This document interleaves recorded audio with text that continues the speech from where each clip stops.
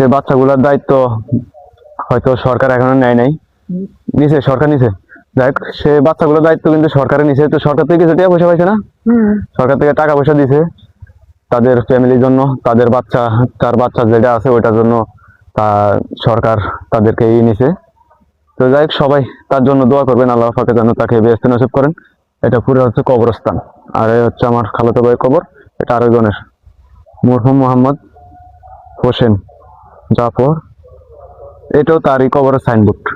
আগে এটা ছিল, তারপরে ছাত্ররা তখন এই যে স্টিল দেয়া তারা গভর্নমেন্ট থেকে এটা তৈরি করে দিয়েছে। এখান থেকে তার যা যা ছিল সবগুলো এখান থেকে তৈরি করে দিয়েছে, গ্যাজেট। ঠিক আছে, তো সবাই ভালো থাকবেন, সুস্থ থাকবেন। আর স্বৈরাচারের বিরুদ্ধে যারা এই ধরনের অসহায় মানুষের যারা এখনো বিচার না পান, বিচার পান নাই, অবশ্যই তারা কঠোরভাবে আইনের আশ্রয় নেন। বিচার না হওয়া পর্যন্ত এই স্বৈরাচারের কোনো হবে না। কারণ এই স্বৈরাচার এমন কোনো মায়ের লোক কোল নাই যে খালি না করছে, গণহত্যা করছে তারা, গণহত্যা।